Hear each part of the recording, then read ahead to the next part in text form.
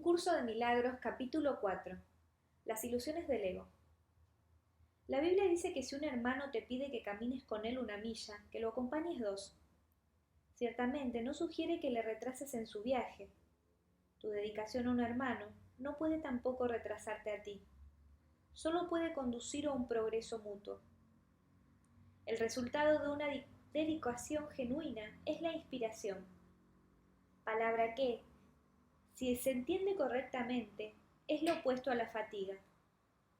Estar fatigado es estar desanimado, mas estar inspirado es estar en el espíritu. Ser egocéntrico es estar desanimado, mas estar centrado en sí mismo, en el buen sentido de la expresión, es estar inspirado o en el espíritu. Los verdaderamente inspirados están iluminados y no pueden morar en las tinieblas. Puedes hablar desde el espíritu o desde el ego, según elijas. Si hablas desde el espíritu, es que has decidido acatar las palabras: detente y reconoce que yo soy Dios. Estas son palabras inspiradas porque reflejan conocimiento. Si hablas desde el ego, estás renegando del conocimiento en vez de ratificándolo. Y por lo tanto, estás desanimándote. No te embarques en viajes inútiles, pues ciertamente no llevan a ninguna parte. Puede que el ego los desee, pero el espíritu no puede emprenderlos porque nunca está dispuesto a apartarse de sus cimientos. El viaje a la cruz debería ser el último viaje inútil. No sigas pensando en él, sino dalo por terminado. Si puedes aceptarlo como tu último viaje inútil, serás libre también de unirte a mí a la resurrección. Hasta que no lo hagas, estarás desperdiciando tu vida, ya que ésta simplemente seguirá siendo una repetición de la separación, de la pérdida de poder, de los esfuerzos futiles que el ego lleva a cabo en busca de la compensación y finalmente de la crucifixión del cuerpo o muerte. Estas repeticiones continuarán indefinidamente hasta que voluntariamente se abandonen. No cometas el patético error de aferrarte a la vieja y rugosa cruz. El único mensaje de la crucifixión es que puedas superar la cruz. Hasta que no la superes, eres libre de seguir crucificándote tan a menudo como quieras. Este no es el evangelio que quise ofrecerte. Tenemos otro viaje que emprender, y si lees cuidadosamente las lecciones que aquí se ofrecen, estas te ayudarán a prepararte para emprenderlo. La enseñanza y el aprendizaje correctos. Un buen maestro clarifica sus propias ideas y las refuerza al enseñarlas. En el proceso de aprendizaje, tanto el maestro como el alumno están a la par. Ambos se encuentran en el mismo nivel de aprendizaje. Y a menos que compartan sus lecciones, le faltará convicción. Un buen maestro debe tener fe en las ideas que enseña, pero tiene que satisfacer además otra condición. Debe tener fe en los estudiantes a quienes ofrece sus ideas. Muchos montan guardia en torno a sus ideas porque quieren conservar sus sistemas de pensamiento intactos. Y aprender significa cambiar. Los que creen estar separados siempre temen cambiar, porque no pueden concebir que los cambios sean un paso hacia adelante en el proceso de subsanar la separación. Siempre los perciben como un paso hacia una mayor separación, debido a que la separación fue su primera experiencia de cambio. Crees que si no permites ningún cambio en tu ego, alcanzarás la paz. Esta marcada confusión solo puede tener lugar si sostienes que un mismo sistema de pensamiento puede erigirse sobre dos cimientos distintos. Nada puede llegar al espíritu desde el ego, ni nada puede llegar al ego desde el espíritu. El espíritu no puede ni reforzar al ego ni aminorar el conflicto interno de éste. El ego en sí es una contradicción. Tu falso ser y el ser de Dios están en oposición. Y lo están con respecto a sus orígenes, rumbos y desenlaces. Son fundamentalmente irreconocibles, porque el espíritu no puede percibir y el ego no puede gozar de conocimiento. No están, por lo tanto, en comunicación, ni jamás lo podrán estar. El ego, sin embargo, puede aprender, aun cuando su hacedor esté desencaminado. No obstante, no puede hacer que lo que fue infundido con vida sea completamente exénime. El espíritu no tiene necesidad de que se le enseñe nada, pero el ego sí. El proceso de aprender se percibe, en última instancia, como algo aterrador, porque conduce, no a la destrucción del ego, sino al abandono de éste a la luz del espíritu. Este es el cambio que el ego no puede sino temer, puesto que no comparte mi caridad. La lección que yo tuve que aprender es la misma que tienes que aprender ahora. Y puesto que la aprendí, puedo enseñártela. Nunca atacaré a tu ego, si bien estoy tratando de enseñarte cómo surgió su sistema de pensamiento. Cuando te recuerdo tu verdadera creación, tu ego no puede por menos que reaccionar con miedo. Aprender y enseñar son los mayores recursos de que dispones ahora, porque te permiten cambiar de mentalidad y ayudar a otros a hacer lo mismo. Negarte a cambiar de mentalidad no conseguiría probar que la separación no ocurrió. El soñador que duda de la realidad de su sueño mientras todavía está soñando, no está realmente sanando su mente dividida. Tú sueñas con un ego separado y crees que el mundo se basa en él. Todo ello te parece muy real. No puedes deshacerlo sin cambiar de mentalidad al respecto. Si estás dispuesto a renunciar al papel de guardián de tu sistema de pensamiento y ofrecérmelo a mí, yo lo corregiré con gran delicadeza y te conduciré de regreso a Dios. Todo buen maestro espera impartir a sus estudiantes tanto de lo que él mismo ha aprendido, que algún día dejen de necesitarle. Este es el verdadero y único objetivo del maestro. Es imposible convencer al ego de que esto, porque va en contra de todas sus leyes. Pero recuerda que las leyes se promulgan para proteger la continuidad del sistema en que cree que él las promulga. Es natural que el ego trate de protegerse a sí mismo, pero no es natural que desees obedecer sus leyes a menos que tú creas en ellas. El ego no puede tomar esta decisión debido a la naturaleza de su origen, pero tú puedes tomarla debido a la naturaleza del tuyo. Los egos pueden chocar en cualquier situación, pero es imposible que el espíritu choque en absoluto. Si percibes a un maestro simplemente como un ego más grande, sentirás miedo, ya que agrandar un ego es aumentar la ansiedad que produce la separación. Enseñaré contigo y viviré contigo si estás dispuesto a pensar conmigo, pero mi objetivo será siempre eximirte finalmente de la necesidad de un maestro. Esto es lo opuesto al objetivo del maestro que se deja guiar por el ego.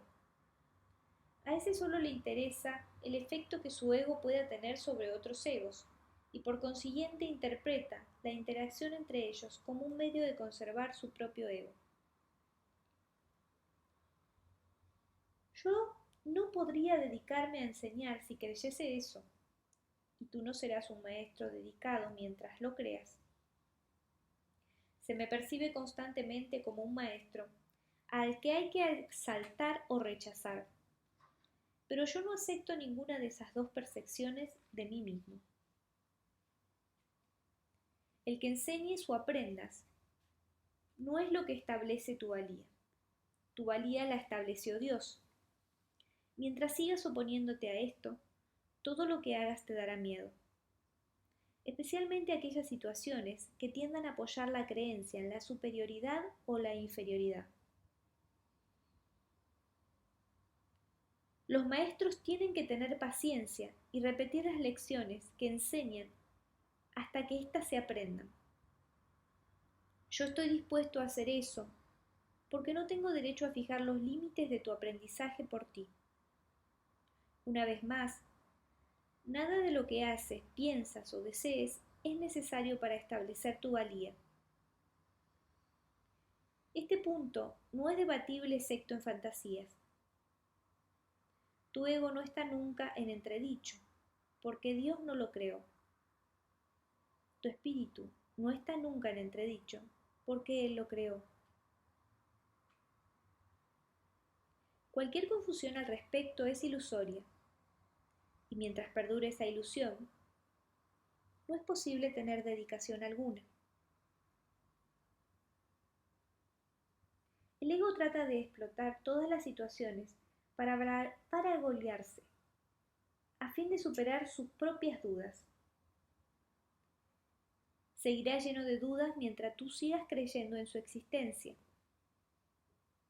Tú que lo inventaste, no puedes tener confianza en él, porque cuando estás en tu mente recta te das cuenta de que no es real.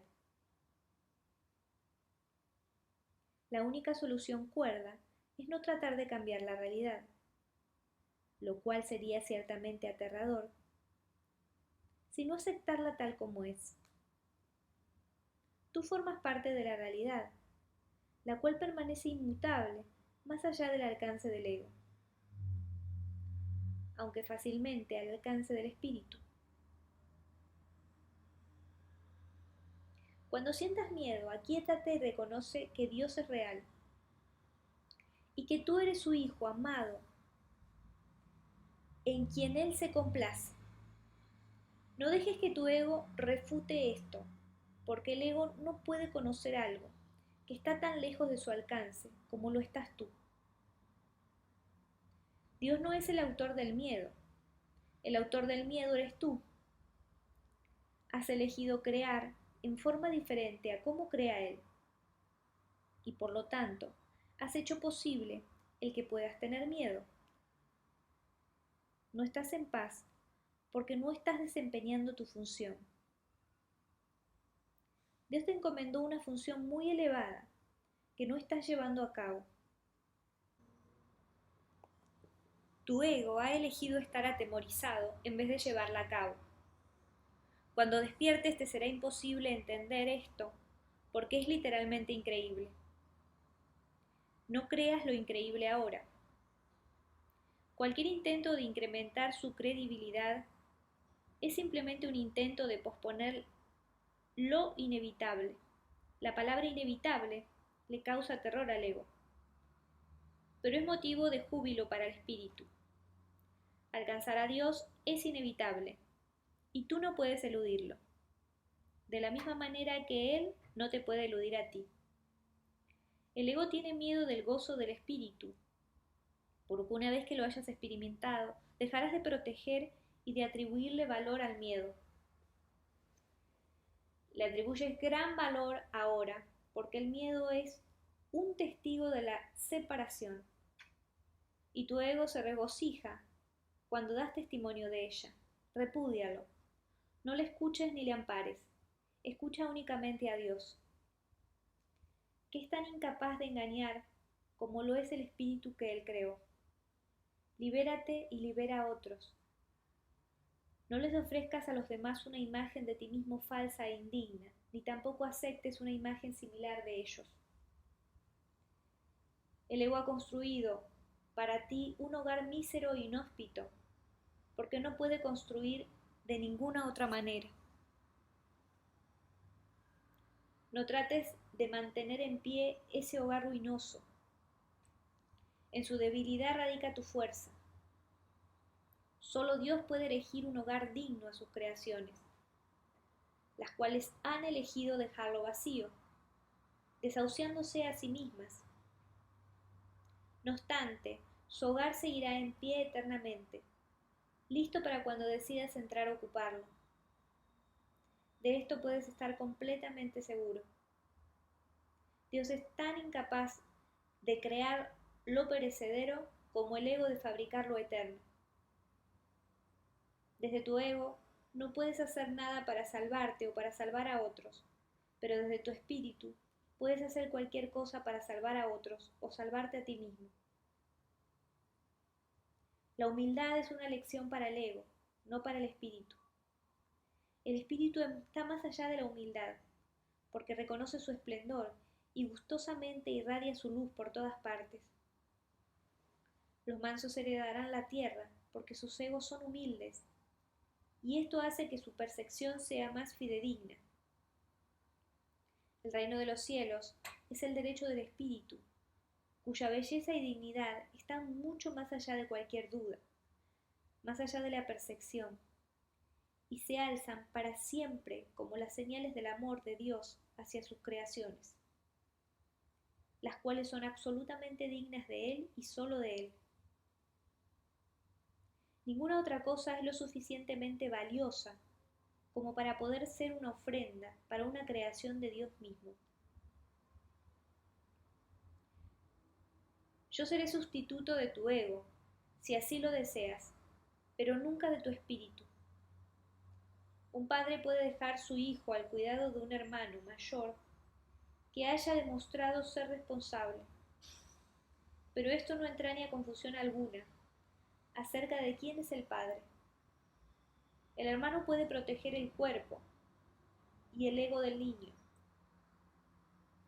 pero eso no lo lleva a creer que él sea el padre. Me puedes confiar tu cuerpo y tu ego debido únicamente a que eso te permite desentenderte de ellos y me deja mostrarte que no son importantes. Yo no podría entender lo importantes que son para ti si yo mismo no hubiese estado tentado a creer en ellos.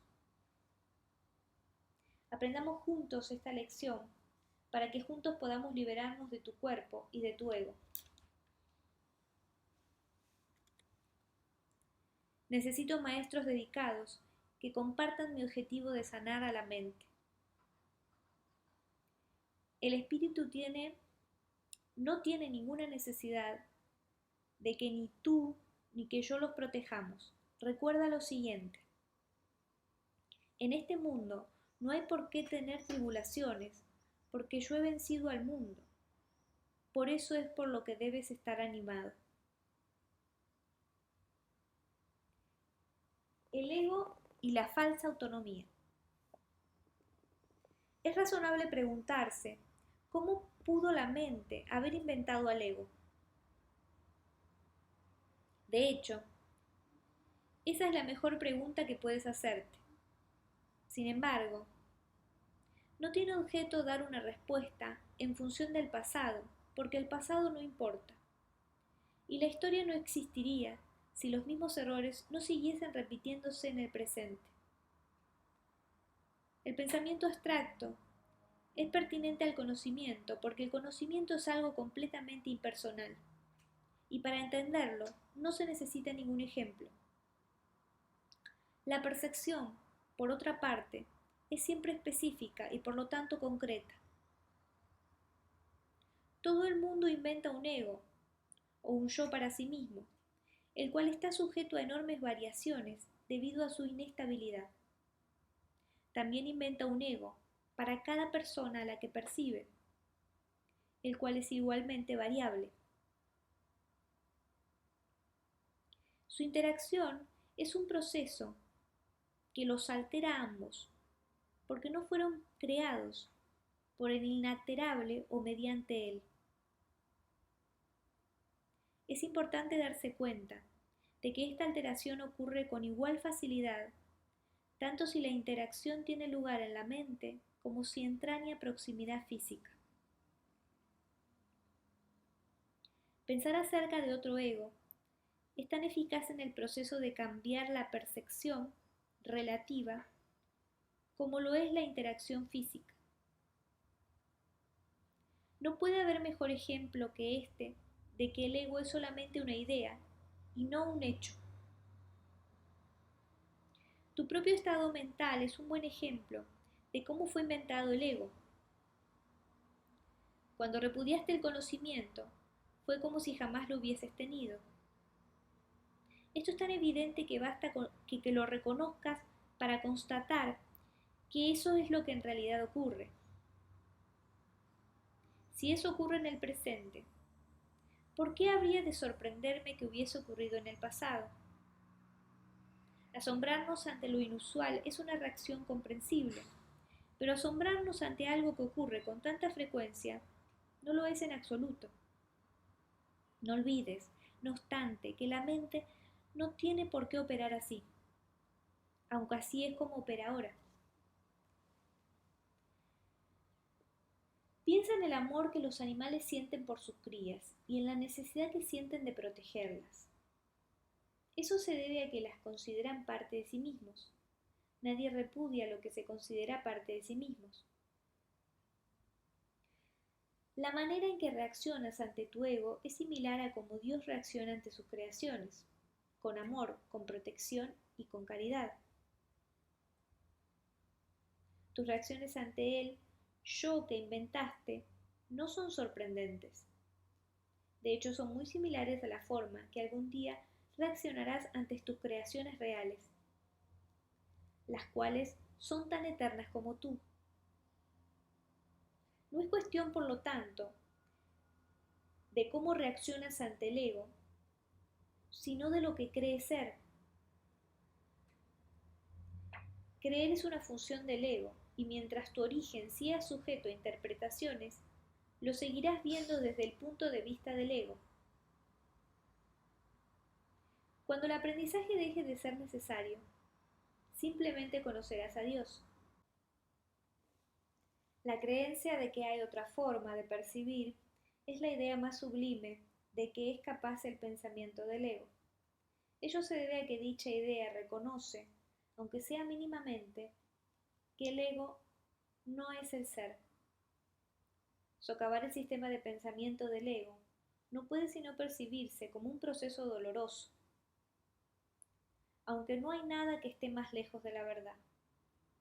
Los bebés gritan de rabia cuando se les quita un cuchillo o unas tijeras, a pesar de que si no se hiciese podrían lastimarse.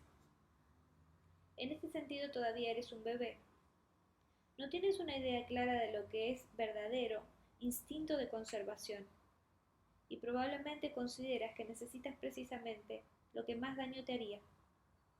Sin embargo, tanto si lo reconoces ahora como si no, has acordado cooperar en el empeño por llegar a ser inofensivo y servicial.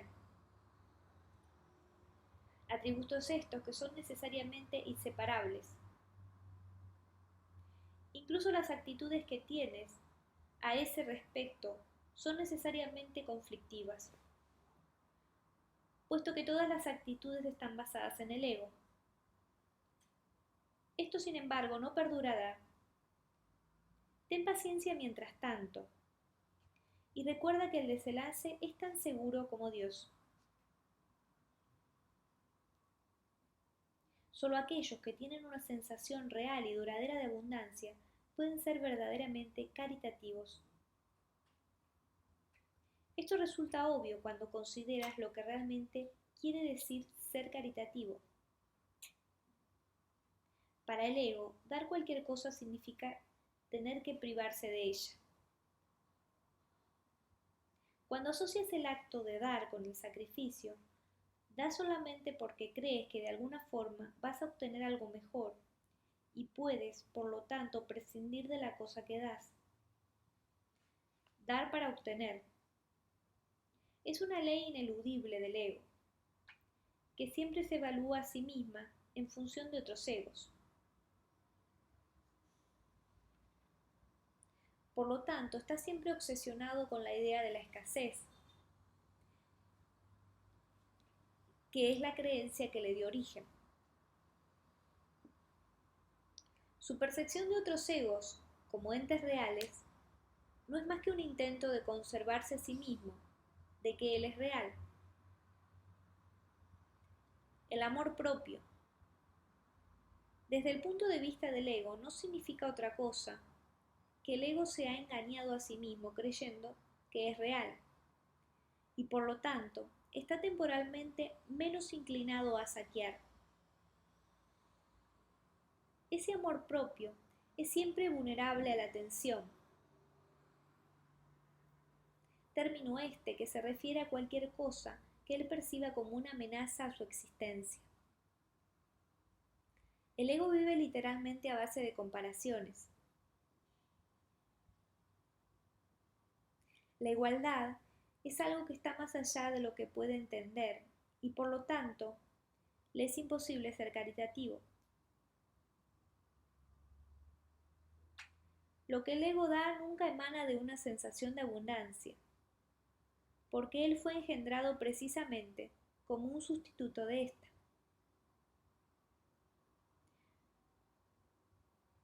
Por eso es que el concepto de obtener surgió en un sistema de pensamiento.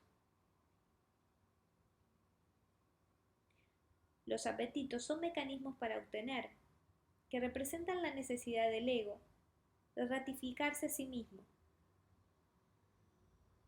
Esto es cierto tanto en el caso de los apetitos corporales como en el de las llamadas necesidades más elevadas del ego. El origen de los apetitos corporales no es físico. El ego considera el cuerpo como su hogar y trata de satisfacerse a sí mismo a través de él. Pero la idea de que eso es posible es una decisión de la mente, que está completamente confundida acerca de lo que realmente es posible. El ego cree que tiene que valerse por sí mismo para todo, lo cual no es más que otra forma de describir cómo cree que él mismo se originó.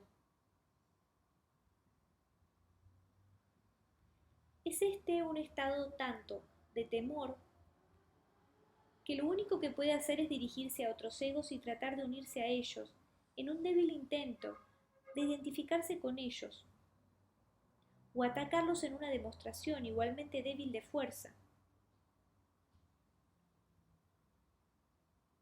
No es libre, no obstante, de poner en tela de juicio la premisa que da lugar a todo eso, pues esa premisa es su base. El ego es la creación de la mente, según la cual tiene que valerse completamente por sí misma. Los incesantes esfuerzos del ego por ganar el reconocimiento del espíritu y establecer así su propia existencia son inútiles. El espíritu es su conocimiento, no es consciente del ego. No lo ataca, simplemente no lo puede concebir en absoluto. Aunque el ego tampoco se percata del espíritu, se percibe a sí mismo rechazado por algo más grande que él. Por eso es por lo que el amor propio, tal como el ego lo concibe, no puede menos que ser ilusorio. Las creaciones de Dios no crean mitos. Si bien el esfuerzo creativo se puede trocar en mitología. Esto puede suceder, sin embargo, solo bajo una condición. Lo que fabrica deja de ser creativo. Los mitos pertenecen exclusivamente al ámbito de la percepción, y las formas que adoptan son tan ambiguas y su naturaleza está marcada por la dicotomía entre el bien y el mal, que ni siquiera el más benévolo de ellos está exento de connotaciones aterradoras. Los mitos y la magia están íntimamente relacionados, ya que los mitos generalmente tienen que ver con el origen del ego, y la magia con los poderes que el ego se atribuye a sí mismo. Los sistemas mitológicos incluyen, por lo general, alguna descripción de la creación y la conectan con su forma particular de magia. La llamada lucha por la supervivencia no es más que la lucha del ego por prolongar su propia existencia, así como la interpretación de qué ha hecho con respecto a su comienzo. Este comienzo casi siempre se asocia al nacimiento físico, ya que resulta difícil sostener que el ego existía antes de ese momento. Los más religiosos de los mitos basados en el ego puede que postulen que el alma existía antes y que seguirá existiendo después de un lapso temporal de vida en el ego. Algunos postulan incluso que el alma será castigada por este lapso. La salvación, no obstante, no es aplicable al espíritu, pues éste no está en peligro y por lo tanto no tiene que ser rescatado.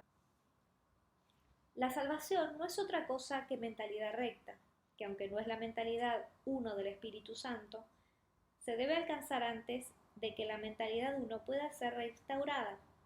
La mentalidad recta conduce automáticamente al siguiente paso, ya que la percepción correcta está completamente exenta de cualquier forma de ataque, y por lo tanto, la mentalidad errada desaparece. El ego no puede sobrevivir sin hacer juicios, y por lo consiguiente se le abandona. La mente tiene entonces una sola dirección por la que avanzar. La dirección que sigue es siempre automática,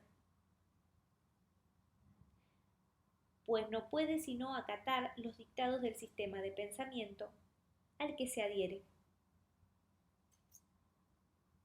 No se puede hacer demasiado hincapié en el hecho de que corregir la percepción es simplemente un expediente temporal.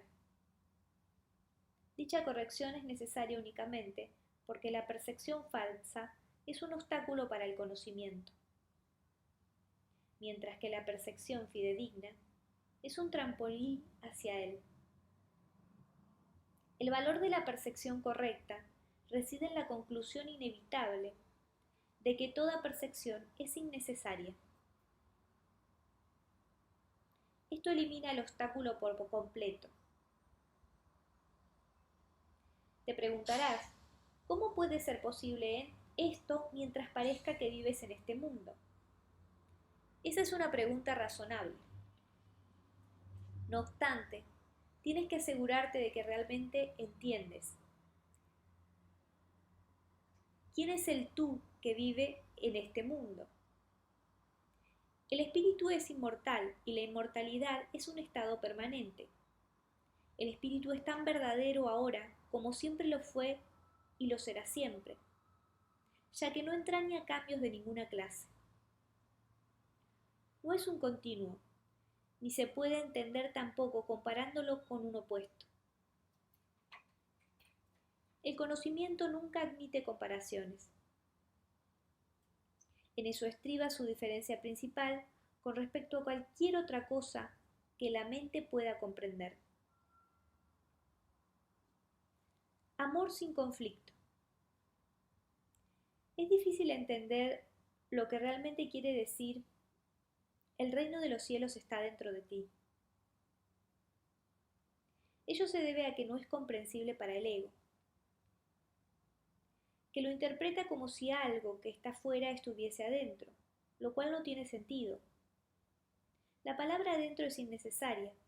Tú eres el reino de los cielos. ¿Qué otra cosa sino a ti creó al Creador? ¿Y qué otra cosa sino tú es su reino?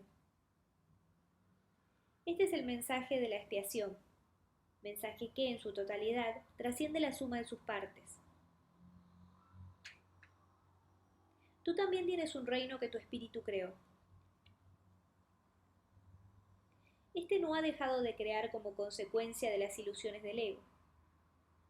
Tus creaciones no son huérfanas, de la misma manera que tú tampoco lo eres. Tu ego y tu espíritu nunca serán co-creadores, pero tu espíritu y tu creador lo serán siempre. Ten por seguro que tus creaciones están tan a salvo como tú. El reino está perfectamente unido y perfectamente protegido, y el ego no prevalecerá contra él.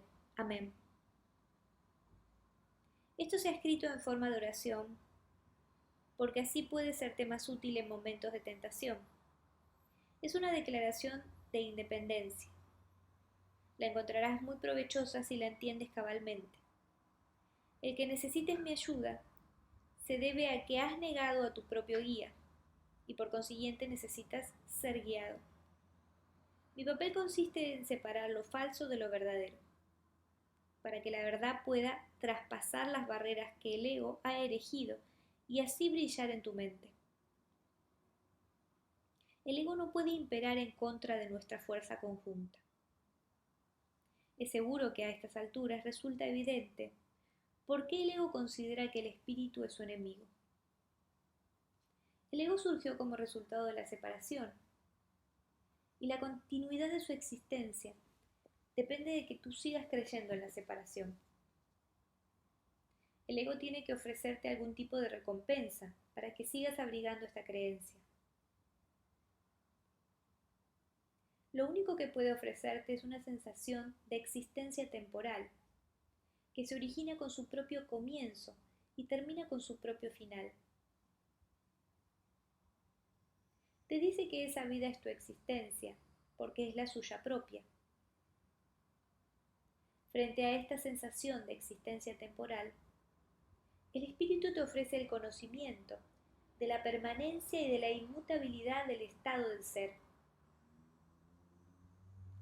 Nadie que haya experimentado la revelación de esto puede volver a creer completamente en el ego otra vez. ¿Cómo iba a poder imperar una miserable oferta por encima del glorioso regalo que Dios te hace? Tú que te identificas con el ego no puedes creer que Dios te ame. No amas lo que hiciste y lo que hiciste no te ama a ti. El ego, que fue engendrado como resultado de tu haber negado al Padre, no le guarda lealtad a su hacedor. No puedes imaginarte la relación real que existe entre Dios y sus creaciones debido al odio que le tienes al ser que fabricaste. Proyecta sobre el ego tu decisión de estar separado. Y esto entra en conflicto con el amor que por su hacedor sientes por él. No hay amor en este mundo que esté exento de esta ambivalencia. Y puesto que ningún ego ha experimentado amor sin ambivalencia, el amor es un concepto que está más allá de su entendimiento. El amor aflora de inmediato en cualquier mente que de verdad lo desee, pero tiene que desearlo de verdad. Esto quiere decir desearlo sin ninguna ambivalencia, y esta forma de desear está completamente desprovista de la compulsión de obtener del ego. Existe una clase de experiencia tan diferente de todo lo que el ego pudiera ofrecerte, que nunca más querrás volver a encubrirla o ocultarla. Es necesario repetir que tu creencia en la oscuridad y en la ocultación es la razón de que la luz no pueda pasar. La Biblia hace referencia frecuentemente a las inconmensurables dones que te guardan, pero que tienes que pedir. Esta no es una condición como las que el ego establece, sino que es la gloriosa condición de lo que tú eres.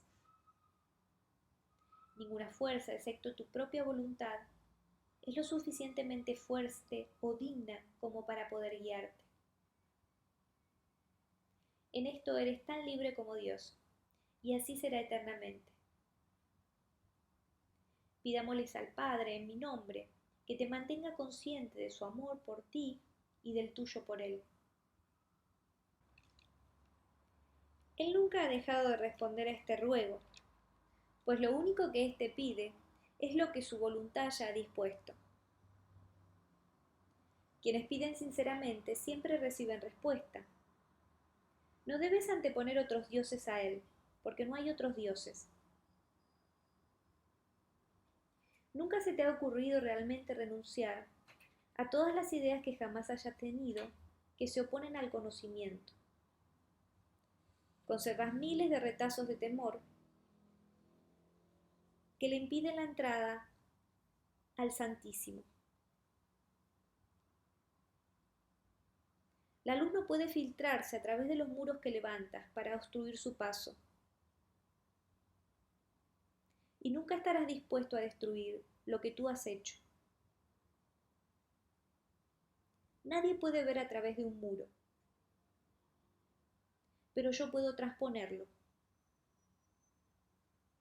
Mantente alerta contra los retazos de miedo que aún conservas en tu mente, o de lo contrario, no podrás pedirme que los trasponga. Solo puedo ayudarte tal como nuestro Padre nos creó. Te amaré, te honraré y te respetaré absolutamente lo que has hecho, pero no lo apoyaré a menos que sea verdad. Nunca te abandonaré tal como Dios tampoco te abandonará. Pero tengo que esperar mientras tú continúas eligiendo abandonarte a ti mismo. Debido a que espero con amor y no con impaciencia, es indudable que me pedirás con sinceridad que lo transponga. Vendré en respuesta a toda llamada inequívoca. Examina detenidamente qué es lo que estás realmente pidiendo. Sé muy honesto contigo mismo al respecto. No debemos ocultarnos nada el uno al otro. Si realmente tratas de hacer esto, habrás dado el primer paso en el proceso de preparar tu mente a fin de que el Santísimo pueda entrar en ella. Nos prepararemos para ello juntos, pues una vez que Él haya llegado, estarás listo para ayudarme a preparar otras mentes, a que estén listas para Él. ¿Hasta cuándo vas a seguir negándole su reino? En tu propia mente, aunque negada por el ego, se encuentra la declaración que te hará libre. Dios te ha dado todo.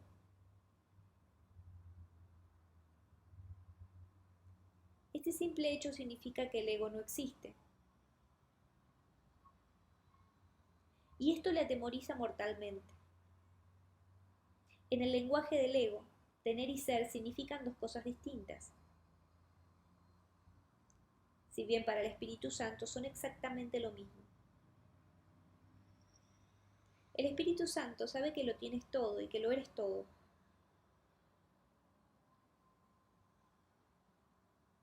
Cualquier distinción al respecto es significativa solamente cuando la idea de obtener, que implica carencia, ha sido previamente aceptada. Por eso es por lo que no hacemos ninguna distinción entre tener el reino de Dios y ser el reino de Dios. Al sereno ser del reino de Dios, del que eres perfectamente consciente cuando estás en tu sano juicio, se le expulsa sin miramientos de aquella parte de la mente que el ego rige. El ego está desesperado porque se enfrenta a un contrincante literalmente invencible, tanto como si estás dormido como si estás despierto.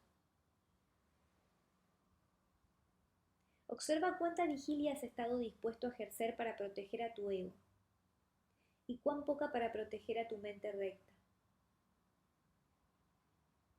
¿Quién sin un loco se empeñaría en creer lo que no es cierto y en defender después esa creencia a expensas de la verdad? Esto no tiene por qué ser así. Si no puedes oír la voz de Dios, es porque estás eligiendo no escucharla. Pero si escuchas a la voz de tu ego, lo demuestran tus actitudes, tus sentimientos y tu comportamiento. No obstante, eso es lo que quieres. Eso es por lo que luchas y por lo que procuras proteger manteniéndote alerta. Tu mente está repleta de estratagemas para hacer quedar bien al ego, pero no buscas la faz de Cristo. El espejo en el que el ego trata de ver sus rostros es ciertamente tenebroso. ¿De qué otra manera, si no con espejos, podría seguir manteniendo la falsedad de su existencia? Con todo, donde buscas para encontrarte a ti mismo depende de ti.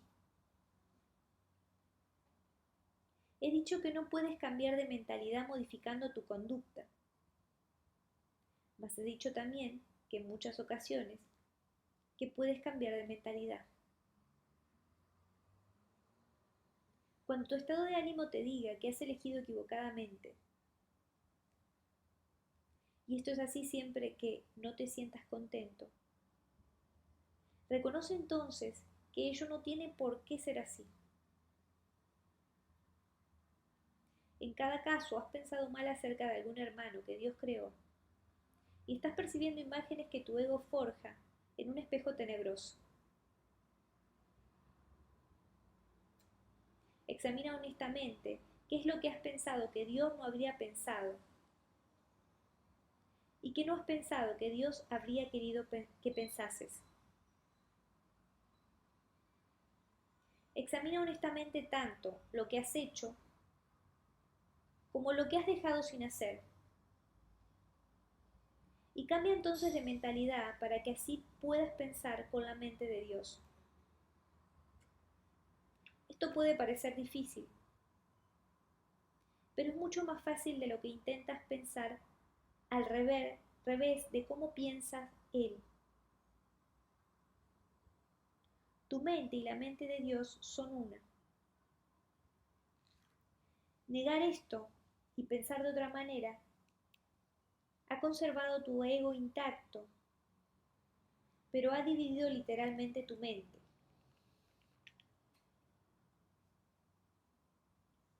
Como hermano que te ama, tu mente es de suma importancia para mí y te exhorto a seguir mi ejemplo cuando te contemples a ti mismo y cuando contemples a tu hermano, y en que veas en ambos las gloriosas creaciones de un Padre glorioso. Cuando te sientas triste, reconoce que eso no tiene por qué ser así. Las depresiones proceden de una sensación de que careces de algo que deseas y no tienes. Recuerda que no careces de nada, excepto si así lo decides, y decide entonces de otra manera. Cuando sientas ansiedad, date cuenta que la ansiedad procede de los caprichos del ego. Reconoce que eso no tiene por qué ser así. Puedes estar tan alerta contra los dictados del ego como en su favor.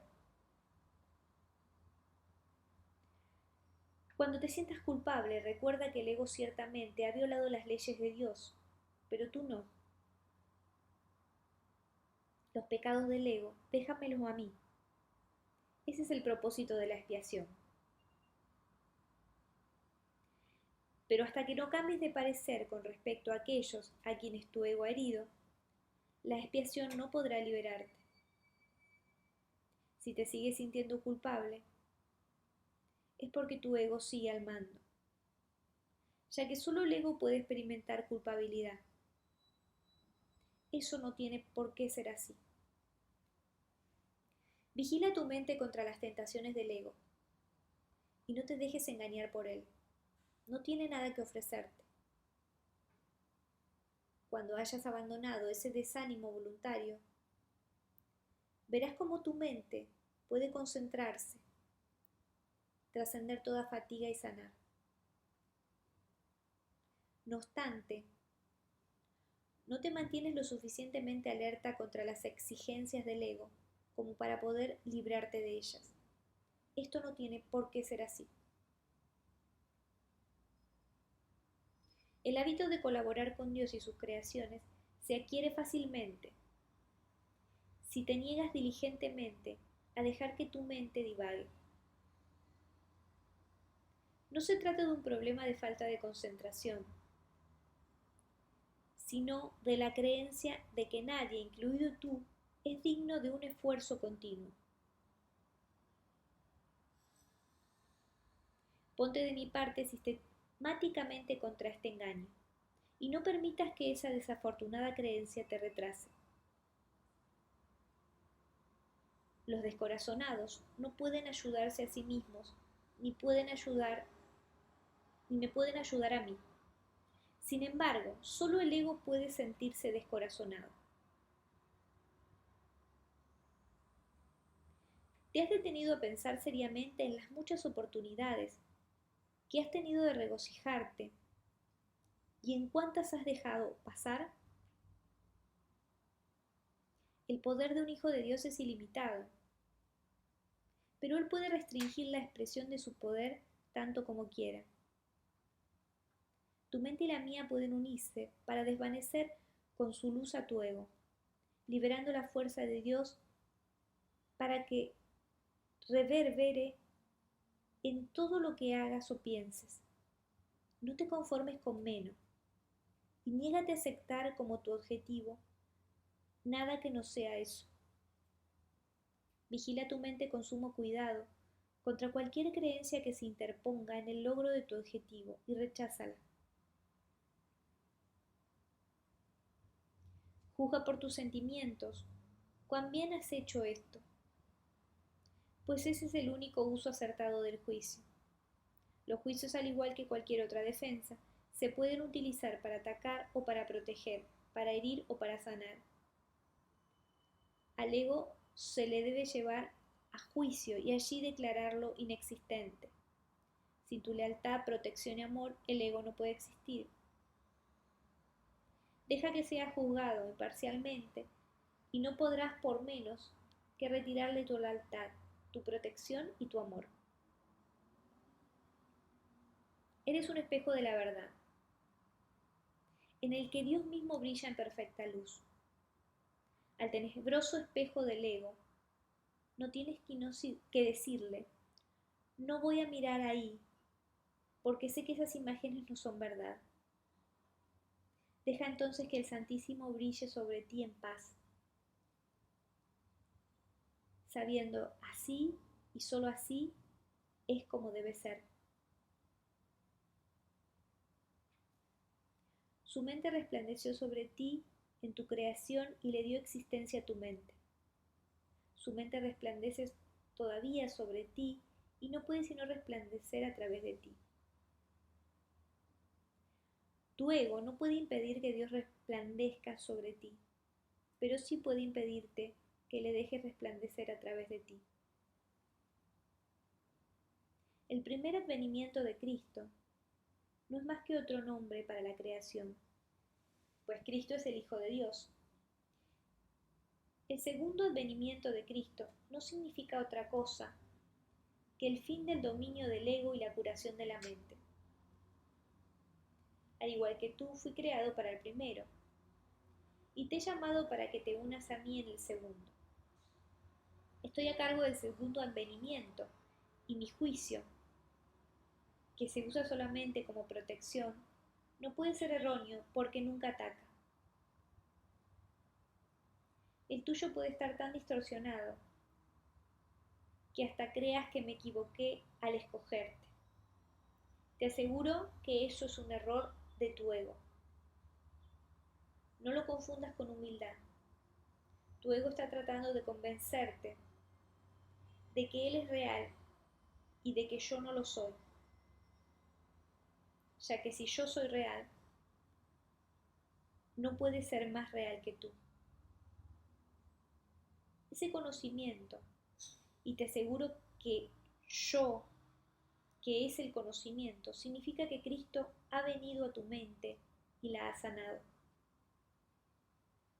Yo no ataco tu ego, trato con tu mente superior, la morada del Espíritu Santo, tanto si estás dormido como si estás despierto. al igual como tu ego trata a tu mente inferior, que es su hogar. Te mantengo alerta por ti con respecto a esto, porque tú estás tan confundido que te resulta imposible reconocer tu propia esperanza. No estoy equivocado. Tu mente optará por unirse a la mía y juntos somos invencibles. Tú y tu hermano os uniréis finalmente en mi nombre y vuestra cordura os será restaurada. Resucite a los muertos, porque sabía que la vida era un atributo eterno de todo lo que el Dios viviente creó. ¿Por qué crees que habría de ser más difícil para mí inspirar a los desanimados o estabilizar lo inestable? Yo no creo que haya grados de dificultad en los milagros. Tú sí. Te he llamado y tú responderás. Yo comprendo que los milagros son acontecimientos naturales, porque son expresiones de amor. El que yo te llame es tan natural como el que tú me respondas, e igualmente inevitable. La ilusión del ego-cuerpo. Todas las cosas obran conjuntamente para el bien. En eso no hay excepciones, salvo a juicio del ego. El ego se mantiene extremadamente alerta con respecto a lo que permite llegar hasta la conciencia. Y esa no es la manera en que una mente equilibrada se mantiene ecuánime. El desequilibrio del ego se acentúa aún más porque mantiene su motivación principal oculta en su conciencia y hace que el control predomine sobre la cordura. El ego tiene todas las razones del mundo para hacer eso, de acuerdo con el sistema de pensamiento que le dio origen y que le sirve. Puesto que el santo juicio juzgaría irrevocablemente contra él, el ego lo tiene que eliminar en aras de su propia supervivencia. Una de las causas principales del estado de desequilibrio del ego es su falta de discernimiento entre lo que es el cuerpo y lo que son los pensamientos de Dios. Los pensamientos de Dios son inaceptables para el ego porque apuntan claramente al hecho de que Él no existe. El ego, por lo tanto, los distorsiona o se niega a aceptarlos. Pero no puede hacer que dejen de existir. El ego, por consiguiente, trata de ocultar no solo los impulsos inaceptables del cuerpo, sino también los pensamientos de Dios, ya que ambos suponen una amenaza para él.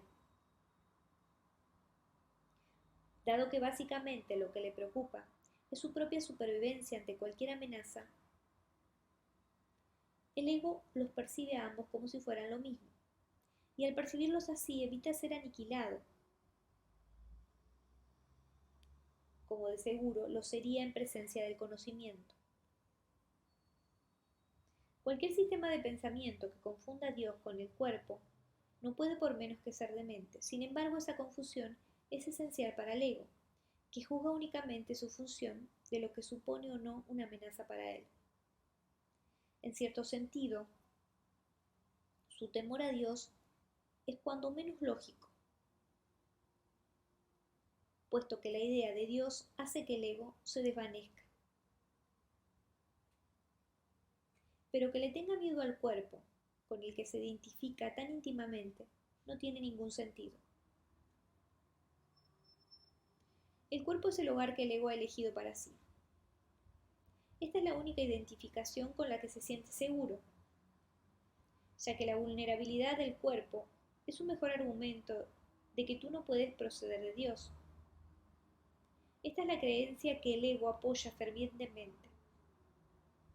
Sin embargo, odia al cuerpo porque no lo considera lo suficientemente bueno como para ser su hogar. En este punto es en donde la mente queda definitivamente aturdida, habiéndole dicho al ego que ella es realmente parte del cuerpo y que el cuerpo es su protector. También le dice que el cuerpo no puede protegerla. Por consiguiente, la mente inquiere: ¿dónde puedo encontrar protección? a lo que el ego responde, en mí. La mente, y no sin razón, le recuerda al ego que él mismo ha insistido en que lo que ella se tiene que identificar es con el cuerpo, y de modo que no tiene objeto recurrir a él para obtener protección, el ego no dispone de una respuesta plausible para esto, puesto que no hay, pero sí dispone de una solución típica: eliminar la pregunta de la conciencia. Una vez fuera de la conciencia, la pregunta puede producir desasosiego, y de hecho lo produce, pero no puede ser contestada, porque no puede ser planteada. Esta es la pregunta que debes hacerte. ¿A dónde debo acudir en busca de protección? Busca y hallarás. No significa que tengas que buscar a ciegas y desesperadamente algo que no podrías reconocer. La búsqueda que tiene sentido se emprende conscientemente, se organiza conscientemente y se dirige conscientemente. El objetivo debe formularse claramente y luego tenerse siempre presente. Aprender y querer aprender son inseparables. Te resulta más fácil aprender cuando crees que lo que estás tratando de aprender tiene valor para ti. Ahora bien, no todo lo que tal vez quieras aprender tiene valor duradero. En realidad, muchas de las cosas que quieres aprender tal vez las hayas escogido precisamente porque su valor es efímero.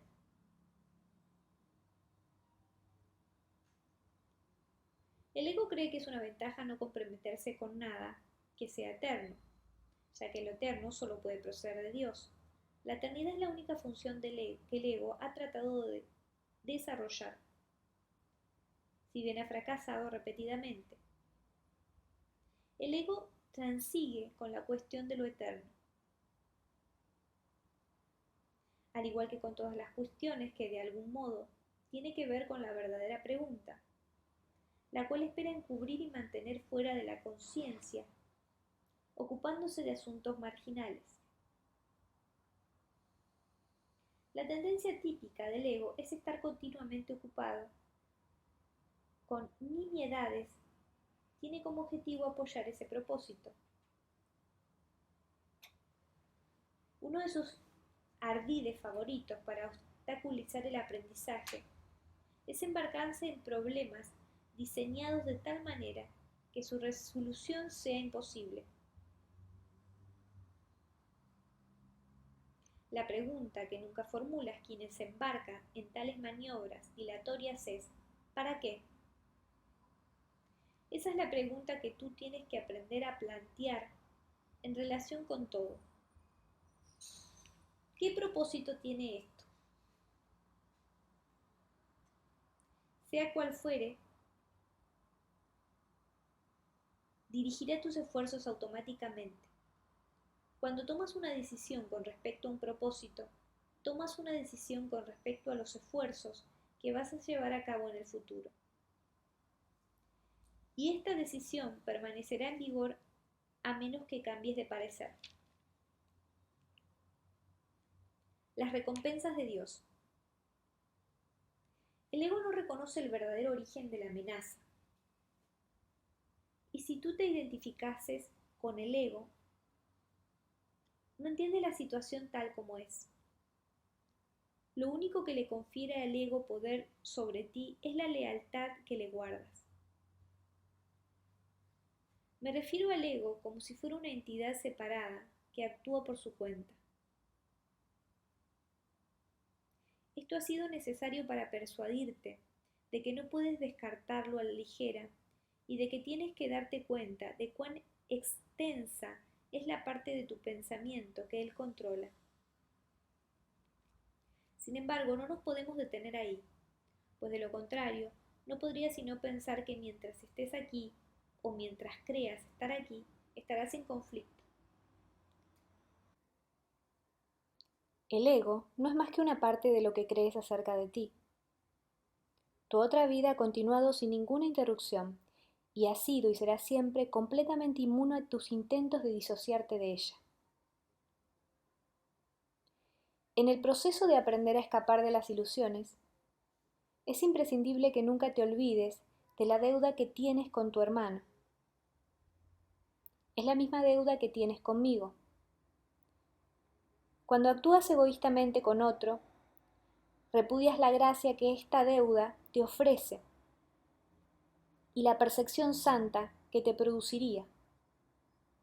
La palabra santa puede usarse aquí porque a medida que aprendas cuán endeudado estás con toda la filiación, la cual me incluye a mí, te aproximas tanto al conocimiento como la percepción lo permite. La brecha que entonces queda es tan diminuta que el conocimiento puede salvarla y eliminarla para siempre. Todavía tienes muy poca confianza en mí, pero esta aumentará a medida que recurras más y más a mí, en vez que a tu ego, en busca de consejo. Los resultados te irán convenciendo cada vez más de que esta es la única elección cuerda que puedes hacer. Nadie que aprenda por experiencia propia que cierta elección le brinda paz y alegría, mientras que otra le precipita al caos y al desastre, tiene más necesidad de persuasión. Es más eficaz aprender a base de recompensas que a base de dolor, porque el dolor es una ilusión del ego y no puede producir más que un efecto temporal. Las recompensas de Dios, en cambio, se reconocen inmediatamente como eternas. Puesto que este reconocimiento lo haces tú y no el ego, el reconocimiento mismo establece que tú y el ego no podéis ser lo mismo. Tal vez creas que ya has aceptado esto, pero aún no estás convencido de ello en absoluto. Prueba de ello es el hecho de que crees que debes escaparte del ego. Sin embargo, no puedes escaparte de él humillándolo, controlándolo o castigándolo. El ego y el espíritu no se conocen. Solo mediante la disociación puede la mente separada mantener vigente la separación. Una vez que ha hecho esto, niega todos los impulsos verdaderamente naturales. No porque el ego sea una cosa separada, sino porque quieres creer que tú lo eres. El ego es un mecanismo para seguir albergando esta creencia. Pero sigue siendo únicamente tu decisión de usar tal mecanismo lo que la perpetúa. ¿Cómo puedes enseñarle a alguien el valor de algo que él mismo ha desechado deliberadamente? Tiene que haberlo desechado porque no le atribuyó ningún valor.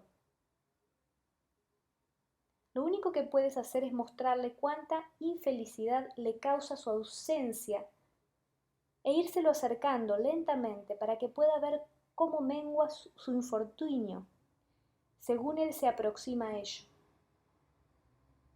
Esto le enseña a asociar su infelicidad con la ausencia de lo que desechó. Y lo opuesto a la infelicidad con su presencia.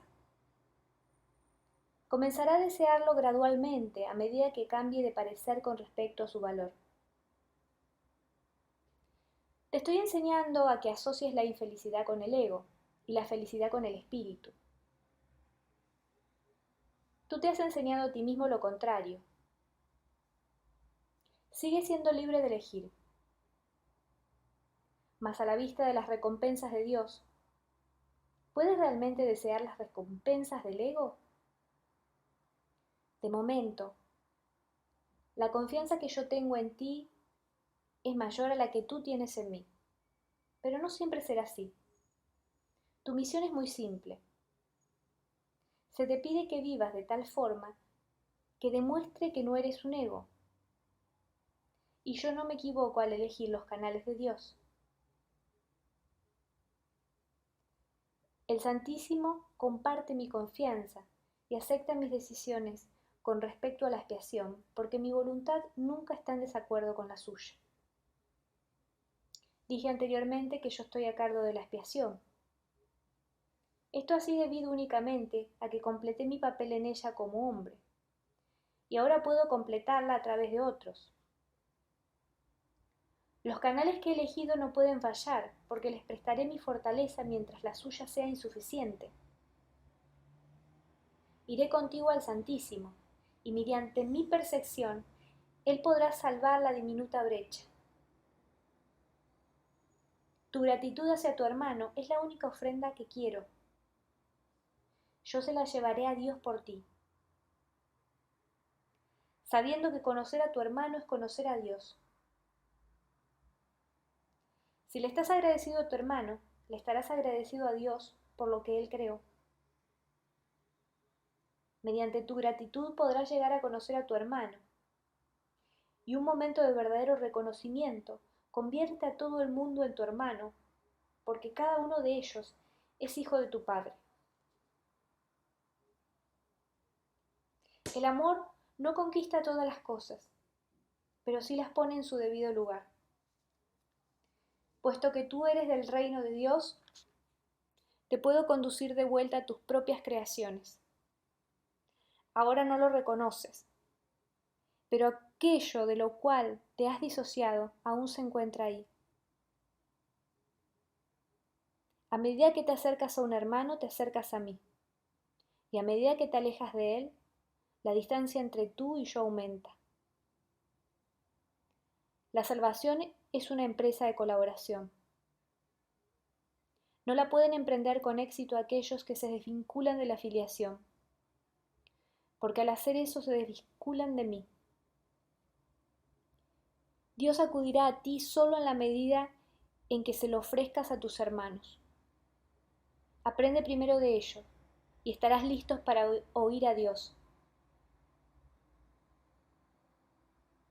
Eso se debe a que el amor solo tiene una función: creación y comunicación. Está claro que si bien el contenido de cualquier ilusión particular del ego es irrelevante, su corrección es más útil dentro de un contexto específico. Las ilusiones del ego son muy concretas, aunque la mente es naturalmente abstracta. Parte de la mente, no obstante, se vuelve concreta al dividirse. La parte concreta crea en el ego porque el ego depende de lo concreto. El ego es aquella parte de la mente que cree en lo que define tu existencia es la separación. Lo único que el ego percibe es un todo separado, desprovisto de las relaciones que presupone el estado de ser. El ego, por lo tanto, está en contra de la comunicación, excepto cuando se utiliza para establecer separación en vez para abolirla. El sistema de comunicación del ego se basa en su propio sistema de pensamiento, al igual que todo lo demás que él impone. Su comunicación está controlada por la necesidad que tiene de protegerse, e interrumpirá la comunicación siempre que se sienta amenazado. Esta interrupción es una reacción hacia una o varias personas determinadas. El carácter específico de la manera de pensar del ego da lugar, entonces, a generalizaciones falsas que no son realmente abstractas en absoluto. El ego simplemente responde, de ciertas formas específicas, a todo lo que percibe como relacionado. El espíritu, en cambio, reacciona de la misma manera a todo lo que sabe que es verdadero, y no responde en absoluto a nada más. Tampoco hace ningún esfuerzo por establecer lo que es verdad. Él sabe que lo único que es verdad es lo que Dios creó.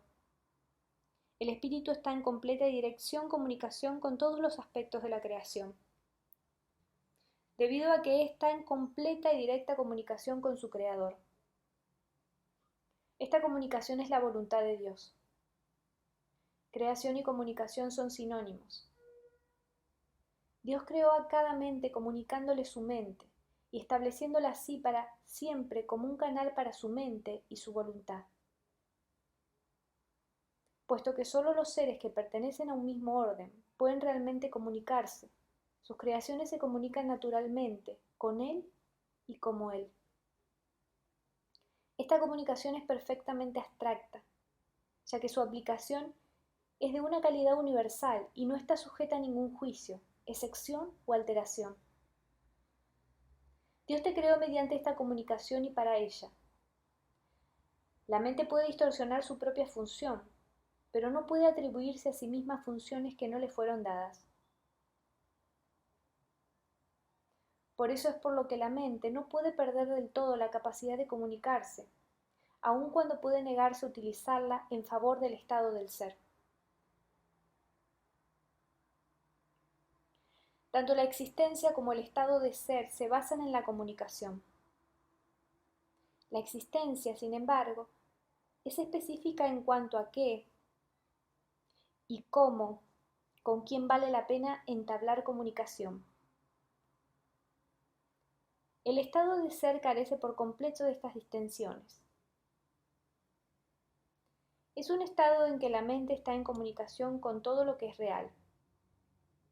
En la medida en que te permitas que ese estado se vea coartado, en esa misma medida estarás limitando la idea que tienes acerca de tu propia realidad, la cual se vuelve total únicamente cuando reconoces a toda la realidad en el glorioso contexto de la verdadera relación que tiene contigo. Esa es tu realidad. No la profanes ni la rechaces. Es tu verdadero hogar, tu verdadero templo y tu verdadero ser.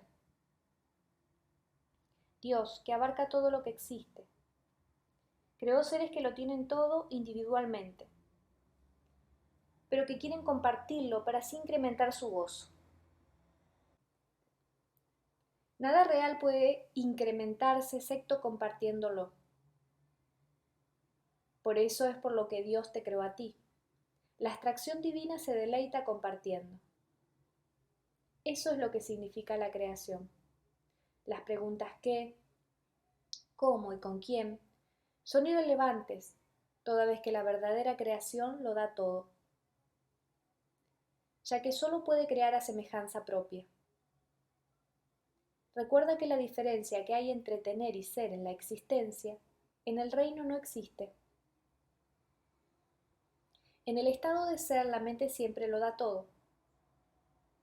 La Biblia afirma repetidamente que debes alabar a Dios.